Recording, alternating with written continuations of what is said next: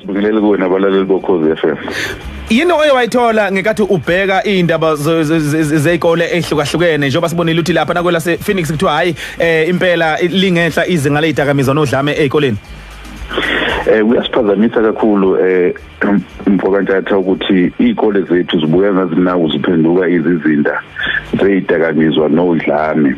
Kepha sikuqaphela kakhulu ukuthi kunosiko lwegangsterism olungenayo ezikoleni zethu oluqhamuka emphakathini labantwana bethu behlala khona ngoba uma ngabe ubona ngendlela abalwa ngayo nangendlela abalimazana ngayo nabalimazana othisha ngayo kusuke okuningi kwabo kuqhamuke ngokuxabana kwabo ngaphandle kwesikole emphakathini abahlala kuyona. Kwesinye isikhathi uthola umunye ukuthi uzibandakanya neqembu elithile lemgulukudu emphakathini, abanye bayibandakanya neqembu elithile lemgulukudu. Lokho besivamise ukubona kakhulu esifundazweni saseKapa. Kepha-ke masibuka kukhona ukuthi lesihlava siyangena nasey'koleni zethu KwaZulu-Natal. UNdunankulu kusesiyalele ukuthi-ke mina noNgqongqoshe wezokuphepha masisukume mathisha sakhe uhlelo lathi izokwazi khona ukuthi siqiniseke khona ukufunda nokufundisa akuphazanyiswa ukungaphephi kwezikole zethu emphakathini.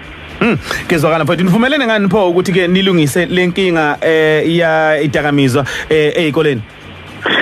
Okunye sokwazi ukuthi sikwenze mfakathatho kwamanje ukuthi sisebenzisane namaphoyisa ukuthi senze lokho kuthiwa ngama-regular raid no check-ups ezikoleni. Ukuthi abantwana siloku siba regular siba-check ukuthi baphetheni. Kepha siyafisa ukuthi sishaye izikhwele nakubazali ukuthi akamhlole phela umntwana ekhaya ukuthi uphuma uphetheni esikhwameni sakhe, akaphethe enye izidakamizwa, akaphethe enye ikhaya ezokwazi ukuthi asisebenzise ukulimaza abanye abantu. Sizozama ukuthi siphinde sifake nisandise nesibalo sama-security emasangweni ukuze sikwazi ukuthi izinto ezifana nalezi sikwazi ukuzi-check ngaphandle kokuthi abantwana bangene nazo esikoleni. Kepha-ke sinxuseke nomphakathi ngoba ngeke sikwazi ukuphumelela mfokantatha singakwazi ukusebenzisana nomphakathi ngoba lezi zidakamizwa abayithathayo bayithenga emphakathini. Naw siyanxusa ukuthi abadayisayo bangayidayiseli ingane ezisafunda ngakube idakamizwa ngakube utshwala including nogwayi ngoba lezo zinto zibuye zizophazamisa ukufunda nokufundisa ngaphakathi esikoleni. Sigcine sezenza ukuthi abantwana balwe bodwa balimazane including ukulimaza othisha. Kezwakala mfowethu kunenye inkinga la ekhona MEC mayelana nendaba ethinta ukulova kothisha ezikoleni ebonakala sengathi igcina isinomthelelo ongemuhle kubafundi. Nimisela kwenze njani ngalokho? Sengibeke nomhlangano nazo zonke izinyunyana Njatha ngoba ngifuna ukuthi ngibeke caca ukuthi ukulova kothisha enye izinto esingeke sikwazi ukuyibekezelela njengabaphathi bomnyango wezemfundo including nokulova kwabantwana. Bayilezileke ezinye zezinto ezenza ukuthi othisha babalove ezikoleni. Kepha sivumelene ngayo ukuthi into esihlanganisa kakhulu nabo njengamabaphathi bezinyunyana ukuthi sonke sikwazi ukukhiqiza imiphumela efanele abantwana bethu. So funa konke senze sure ukuthi asenza i-environment yokufunda nokufundisa kube yiyona elekelela ukuthi siphumelele njengesizwe ngoba othisha uma ngabe belove ezikoleni abanye befika late abanye behamba singakaphumi isikole. Lokho kwenza ukuthi abantwana baphazamiseke ekuthenini yonke i-syllabus ikhavarisheke ngendlela okuyiyona.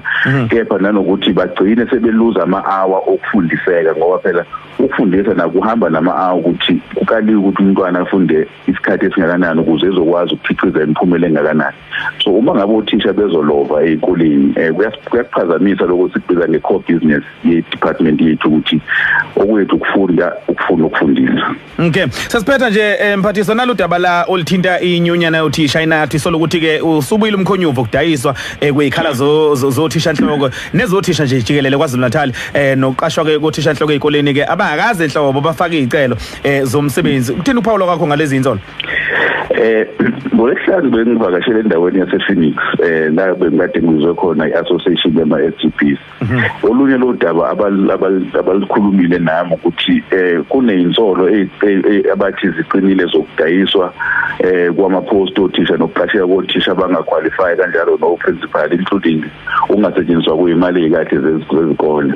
So ke ngithathile lelo daba ngase ngithi-ke kungekudala ngizoke ngiphonse ithimba ngijube ithimba Ntatha ukuthi kweliphele ukuthi ukuthi akube ngempela lo mkhuba usubuyilini ukuze mangabe kukhona abatholakalayo ukuthi bayabandakanyeka ekudayiseni kwama-post othisha sikwazi ukuthatha inyathelo ezinqala ngoba akufanele kube khona umuntu oqashwayo engaqualify nomuntu ozoqashwa ngoba ukwazele omunye nomunye uzothatha imali ukuze kuqasheke umuntu ongakwazi ukuthi ongaqualify.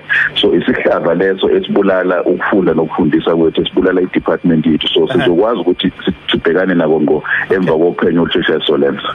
Donga lamavuso siyabonga kakhulu mntaka baba, sibona ukukhuthala kwakho nje zisuka amadaka sengathi ungaqhubeka mfowethu nalomgqiqo nawo sikufisela inhlanhla. Siyabonga.